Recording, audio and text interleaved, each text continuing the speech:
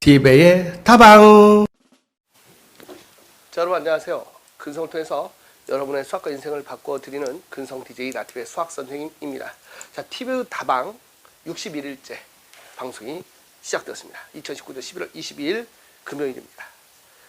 자, 오늘의 명언을 공개할게요. 참고 버티라. 그 고통은 차츰차츰 너에게 좋은 것으로 변할 것이다. 오비디우스. 고대 로마의 시인 오비디우스. 들어본 적이 있을 겁니다. 그 시인의 말입니다. 또 놀랍게도 어제 명언, 가장 잘 견디는 자는 가장 잘 해낼 수 있는 자이다. 존 밀턴. 결론은 뭐죠? 근성이라는 건 무엇이다? 버티는 것이다. 버티는 것이다. 그 이야기를 여러분께 드리고 싶습니다. 근데 이 버틸 때 제대로 된 타겟을 가져야 되겠죠. 제대로 된 타겟을 만들어 놓고 계속 버티면 그날은 반드시 오게 될 것이라고 저는 확신을 합니다. 자, 이 2차 세계대전 얘기를 좀 드릴게요. 2차 세계대전. 2차 세계대전 때 부상병들이 많이 나왔죠. 그때 이런 연구를 해봤다고 합니다. 부상병들이 많이 나왔는데 이 한 의사 선생님께서 신기하게도 부상병들이 진통제가 없어도 괜찮다라고 하다는 거야. 2차 세계대전 때 부상병들이 왔는데 진통제를 맞지 않는 사람이 전체의 75%였습니다. 그런데 이제 전후에 일반인들을 봤더니 일반인들은 80% 이상이 진통제를 필요하고 고통을 호소했어요.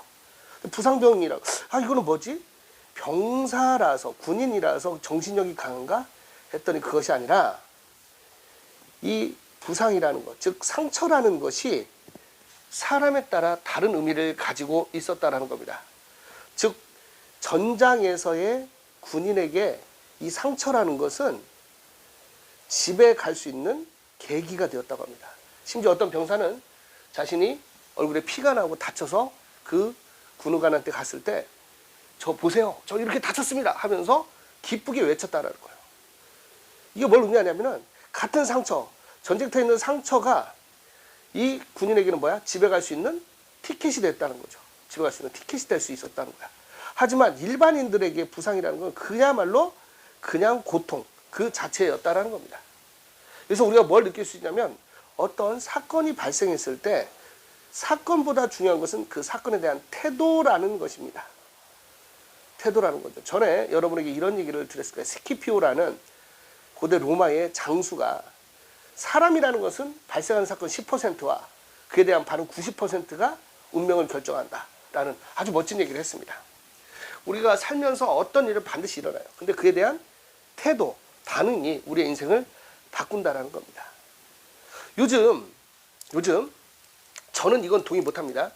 요즘 우리 세상이 어떻게 되냐면은 학습된 무력감이라는 것이 팽배해 있습니다. 학습된 무력감. 이것이 팽배한 세상은 무너지게 돼 있어요. 저는 이것을 허용하지 않겠습니다. 분명히 말해서 지금 예비 고3이라든지 또 재수를 결심한 학생이라면 1년이면 인생 바꿀 수 있습니다. 정말 듣기 싫은 말이 뭐냐면 3월 성적 수능까지 갑니다. 이미 결정됐습니다. 공부는 유전자가 결정합니다. 저는 거기에 동의하지 않는다라는 겁니다. 물론 일부 영향을 줄 수 있어요. 하지만 그걸 딛고 일어서야 된다라는 겁니다. 이 학습된 무기력이 무엇이냐면 이 학습된 무기력이라는 해도 안 된다라는 겁니다. 해도 안 된다라는 그 마음이 팽배해 있으면 이게 뭐로 이어지죠? 우울증으로 이어지는 겁니다. 사회 전체가 우울해지면은 그 사회는 무너지는 것밖에 남아있지 않다라는 겁니다. 대표적인 연구 결과가 있어요. 쥐 실험을 했습니다. 쥐 실험. 근데 쥐에서 실험실의 쥐하고 실험실 쥐가 있고 야생쥐라고 합니다. 이걸 시궁쥐라고 하는데 시궁창에 살고 있는 쥐를 가지고 연구를 한 실험이 있습니다. 실험실 쥐하고 그 시궁쥐를 물병에다가 담궜어요. 물병에 담궈놓고 뚜껑을 닫는 그런 실험을 했습니다. 여러분 볼 때 어떤 쥐가 더 오래 살 거라고 생각합니까? 네, 맞습니다. 시궁쥐, 야생에 있던 쥐가 더 빨리 죽었습니다. 더 빨리 죽었어. 야생에 있는 쥐가 우리가 생각할 때 야생쥐가 좀 더 버틸 것 같았는데 했는데 야생쥐를 여기다 넣었더니 얘들은 더 빨리 죽었어요. 오히려 실험실 쥐가 오래 버텼다는 겁니다. 그런데 다시 또 재실험을 합니다. 물에 넣었다가 다시 한번 건졌다가 다시 넣습니다. 그랬더니 놀랍게도 이 시궁쥐, 야생쥐가 훨씬 더 오래 살았다는 겁니다. 한 번도 겪어보지 못한 상황에서 대안이 없을 때는 그냥 죽음을 선택했던 이 야생쥐들이 다시 살 수 있다는 희망을 본 거야. 물 밖에 나와서 숨을 쉴 수 있다는 희망을 버티니까 끝끝내 죽기를 선택하는 게 아니라 헤엄치는 것을 선택한 실험이 있습니다. 저는 그렇습니다. 환경이 좋고 모든 것이 준비된 친구들은 저 아니어도 되겠지만, 환경이 안 좋고 또 주위가 자신을 괴롭히는 그런 상황이라면 힘을 내셔야 돼요. 포기하면 안 된다니까. 근성을 가지고 노력해야 됩니다. 저는 그 얘기를 끝까지 하고 싶은 거예요. 잊지 마시라는 거야. 절대로 학습된 무기력이 빠지면 안 됩니다. 이건 곧 우울증으로 이어지고 그 끝은 결코 아름답지 않습니다. 6.25 때 한 얘기만 더 해드릴게요. 선생님이 이 얘기를 하기 위해서 얼마나 많이 읽고 연구하는지 여러분은 모르실 겁니다. 6.25 때 있었던 한 사건을 말씀드릴게요. 미군과 미군 포로들이 있었겠죠. 중공군에 잡힌 미군 포로가 있었고 또 터키군 포로가 있었습니다. 터키군 포로가 있었어요. 누가 더 오래 살았을까요? 누가 더 오래 살았을까요? 포로 수용소에서.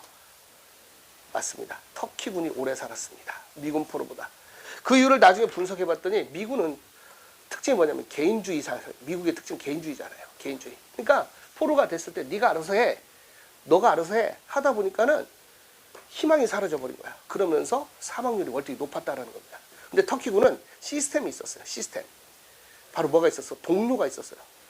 아픈 병사가 나오면 주변 병사가 치료를 해주고 헌신적으로 치료를 한 겁니다.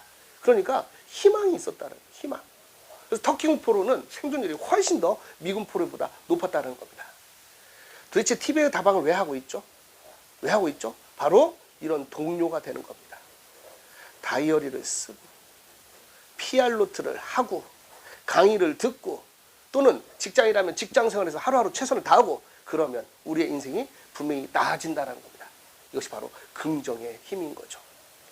이해되십니까?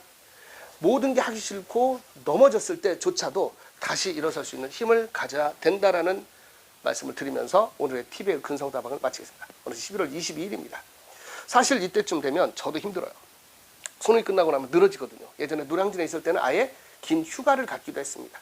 그런데 이 TV의 다방이 감사한 게 뭐냐면 이 방송을 찍기 위해서는 제가 뭐라도 해야 되지 않겠습니까? 교재 작업이 진행되고 있고요. 스카이듀와 수학 일치, 또 이 땅에 있는 수많은 학생들에게 수학의 즐거움과 할 수 있다는 근성을 심어주기 위해서 끊임없이 읽고 있다는 사실을 여러분이 기억해 주셨으면 좋겠습니다. 근성은 뭐라고요? 버티는 것입니다.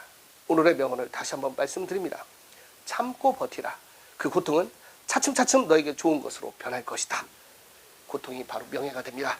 극복한 시련은 추억이 됩니다. 그 시련을 한 번 더 극복하면 그것은 명예가 될 거라는 확신을 가지고 절대로 학습된 무기력, 해도 안 된다는 거지 같은 생각에 빠져서는 안 되겠다는 말씀을 드리면서 오늘의 TV의 근성다방을 마치겠습니다. 근성!